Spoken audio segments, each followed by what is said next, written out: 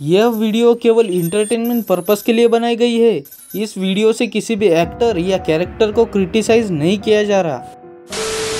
ये कहानी शुरू होती है एपिसोड नंबर 1609 से, जहाँ गोकुलधाम में अपने अपने लाइफ पार्टनर के लिए कविता बोलने का प्रोग्राम चल रहा था। तो सब लोग अपने अपने कविता बोल रहे थे, तब बारी चंपक लाल की आती है।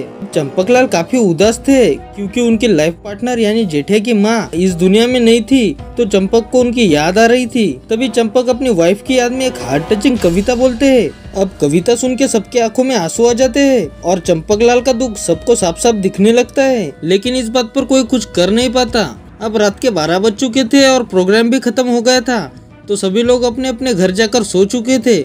लेकिन चंपक लाल को नींद नहीं आ रही थी, उन्हें अब भी अपनी वाइफ की याद आ रही थी। तो चंपक लाल थोड़ी देर टीवी देखने का डिसाइड करते।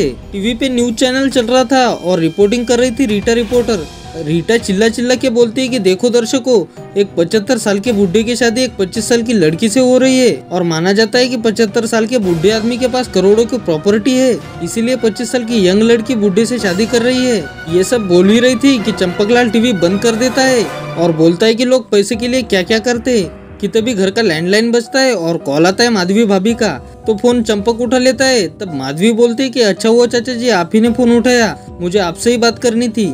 तब चंपक बोलता है कि क्या हुआ माधवी बेटा, सब ठीक तो है ना, इतनी रात को फोन कैसे किया। तब माधवी बोलती है कि चाचा जी आप अभी कभी सोसाइटी गार्डन आ सकते हैं, मुझे आपसे जरूरी बात करनी है। तब चंपक बोलता है कि ठीक है मैं आ रहा हूँ, और इतना बोलकर चंपक घर से सोसाइटी गार्डन के लिए निकल जाता है। सोसाइटी गार्डन पहुंचते ही चंपक माधवी को बोलता है, माधवी क्या बात है, इतने रात को यहाँ क्यों बुलाया। तब माधवी बोलती है कि चाचा जी मुझे इनको एक स्कूटर गिफ्ट करना है, और ये है कि पैसा पैसा कर रहे हैं, और मैंने पिछले 1 साल में एक साड़ी भी नहीं खरीदी, और थोड़ा थोड़ा करके मैंने 1 लाख रुपए जमा किए हैं चाचा जी। अब बस चाचा जी, कल मेरे पति के पास वो 1 लाख रुपए आ गए हैं, तो मैं चाहती हूँ कि वो 1 लाख रुपए आप भिड़े से ले लो और मेरे साथ नया स्कूटर लेने चलो, क्या आप इसमें मेरी मदद करेंगे चाचा जी। ये बोलकर माधवी चाचा जी का हाथ पकड़ लेती है, और जैसे ही माधवी चंपक का हाथ पकड़ती है वैसे ही चंपक को एक अजीब सी फीलिंग होती है। अब चंपक माधवी को अलग नजर से देख रहा था कि तभी माधवी बोलती है कि बोलिए ना चाचा जी, आप मेरी मदद करेंगे या नहीं। तब चंपक माधवी का हाथ सहलाते हुए बोलता है कि ठीक है मैं तुम्हारी मदद कर दूंगा, और इतना बोलकर दोनों वहाँ से चले जाते। लेकिन चंपक के दिमाग में अब वो शादी वाली न्यूज आ रही थी और माधवी के लिए गलत फीलिंग्स भी जाग गई थी। अब चंपक मन ही मन में सोच रहा था कि ये फीलिंग माधवी को कैसे बताऊं, कि तभी जेठालाल उठ जाता है और पानी पीने के लिए हॉल में आ जाता है। हॉल में बापूजी को गहरी सोच में देखकर जेठालाल बापूजी को बोलता है कि इतनी रात को आप क्या सोच रहे हो बापूजी। तब चंपक बात को घुमा देता है और बोलता है कि मैं पानी पीने आया था, लेकिन तू क्यों जाग रहा है, तुझे कल दुकान नहीं जाना है। ये बोलकर चंपक लाल जेठालाल पर भड़क जाते हैं। तब जेठालाल बोलता है कि मुझे भी प्यास लगी थी बापूजी, बस पानी पी के सोने ही जा रहा हूँ। ये बोलकर जेठालाल सोने चला जाता है। तब चंपक मन ही मन में बोलता है कि चाहे जो हो जाए मैं कल माधवी को बता दूंगा कि मेरे मन में तुम्हारे लिए फीलिंग्स है। ये बोलकर चंपक सो जाता है। अगले दिन चंपक माधवी को कॉल करता है। माधवी चंपक को बोलती है कि मेरे पति घर पर है, आप पैसे लेने आ सकते हो। तब चंपक माधवी को ठीक है बोलकर फोन रख देता है और माधवी के घर के लिए निकल जाता है। अब सुबह के 10 ही बज चुके थे, तो जेठालाल दुकान के लिए निकलने ही वाले थे, तो दोनों एक साथ घर से बाहर निकलते। तब जेठालाल बोलता है कि बापूजी आप इस वक्त कहाँ जा रहे हो, चलिए मैं आपको छोड़ देता हूँ, मैं भी दुकान जा रहा हूँ। तब बापूजी बोलते हैं कि नहीं जेठिया मैं कहीं नहीं जा रहा, मैं भिंडी मास्टर के घर जा रहा हूँ। तब जेठालाल बोलता है कि क्या हुआ बापूजी, क्या काम पड़ गया भिंडी से। तब चंपक जेठा पे चिल्लाता है कि भाई तू यहाँ पंचायत कर, दुकान मैं चला जाता हूँ। तब जेठालाल हड़बड़ी में बोलता है कि मैं जा रहा हूँ दुकान, जय जिनेंद्र। ये बोलकर जेठालाल दुकान के लिए निकल जाता है। रिक्शे में बैठे बैठे सोचता है कि कुछ तो बात है, पता लगाना पड़ेगा।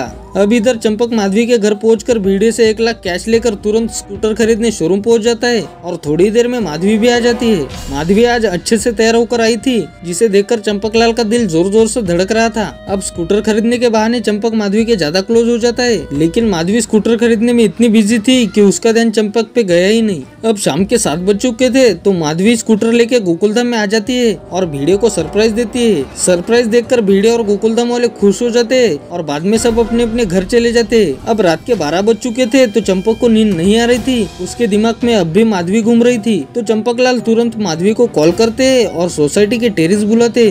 सोसाइटी के टेरेस पहुंचकर माधवी चंपक को बोलती है कि बोलिए चाचा जी आपने मुझे यहाँ क्यों बुलाया। तब चंपक बोलता है कि मुझे तुमसे एक बात करनी है। तब माधवी बोलती है कि हाँ कीजिए ना चाचा जी। तो चंपक बोलता है कि माधवी तुम मुझे पसंद हो। अब ये बात सुनकर माधवी शॉक हो जाती है और बोलते है कि चाचा जी मेरी शादी हो चुकी है और मेरी एक बेटी भी है। तब चंपक माधवी को अपनी ओर खींचता है और बोलता है कि देखो माधवी, मैं जानता हूँ कि तुम्हारी बेटी भी है, लेकिन हम ये बात किसी को नहीं बताएंगे। अब चंपक की अपनी ओर खींचने से माधवी की भावना जाग जाती है, तो माधवी भी चंपक को मना नहीं करती। फिर चंपक मौका देखकर माधवी को किस कर देता है, तो माधवी भी मूड में आ जाती है और फिर दोनों एक दूसरे को पागलों की तरह चूम रहे थे। इतने में माधवी का फोन बजता है और कॉल आता है भिड़े का। तब चंपक और माधवी दोनों डर के मारे कांप रहे थे, तो चंपक घबराते हुए बोलता है कि माधवी फोन कट कर दो।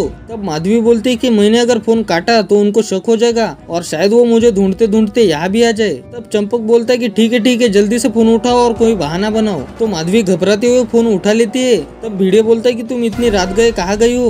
तब माधवी बोलती है कि मैं कहीं नहीं गई, बस आ रही हूँ और आके सब बताती हूँ। ये बोलकर माधवी फोन कट कर देती है और चाचा जी को चलती हुई बोलकर माधवी ए विंग के कंपार्टमेंट से नीचे उतरकर अपने घर पहुँचती है। घर पर भिड़े जागे हुए थे। माधवी के घर आते ही भिड़े के सवाल शुरू हो जाते। तो माधवी भिड़े से झूठ बोलती है कि मैं ए विंग गई थी बबीता के घर। तब भिड़े बोलता है कि मैं जान सकता हूँ माधवी कि तुम इस वक्त वहाँ क्यों गई थी।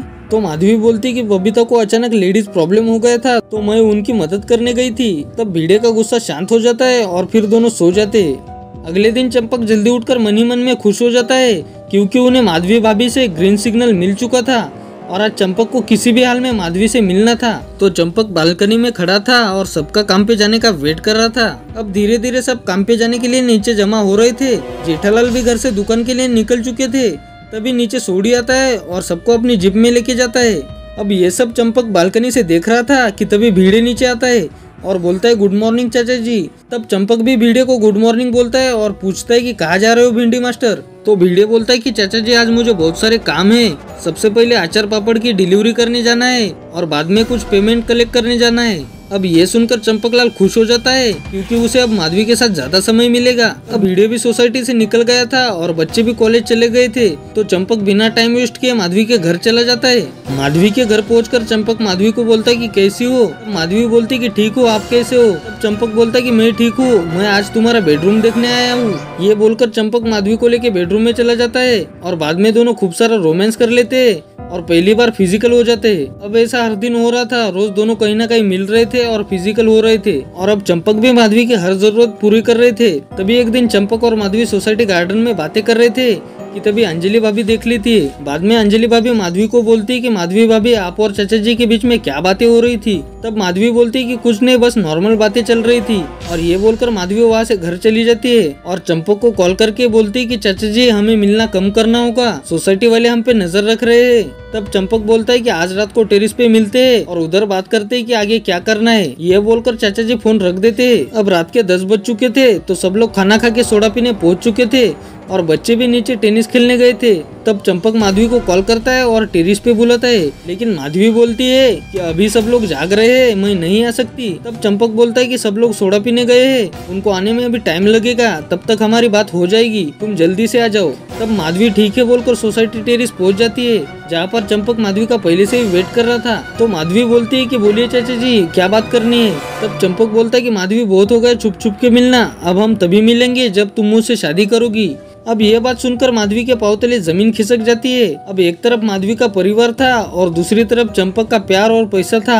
इन दोनों के बीच माधवी को समझ नहीं आ रहा था कि वो करे तो क्या करे। तब माधवी चंपक को बोलती है कि मुझे एक दिन का टाइम चाहिए, मैं आपको कल सोच के बताती हूँ। ये बोलकर माधवी घर चली जाती है। अब रात के 12 बज चुके थे, लेकिन चंपक और माधवी दोनों को नींद नहीं आ रही थी कि तभी माधवी चंपक को कॉल करती है। अब चंपक फोन के पास ही बैठा था, तो चंपक एक रिंग में माधवी का फोन उठा लेता है। तब माधवी बोलती है कि चाचा जी मैं आपके साथ शादी करने के लिए तैयार हूँ। अब ये सुनकर चंपकलाल पागल हो जाता है और माधवी को आई लव यू बोल देता है। तब माधवी भी चंपक को शर्माते हुए आई लव यू टू बोलती है और फोन रख देती है। तो दोस्तों आगे क्या होगा, क्या भिड़े और जेठालाल ये शादी होने देंगे? अब ये देखने के लिए सब्सक्राइब कर लो।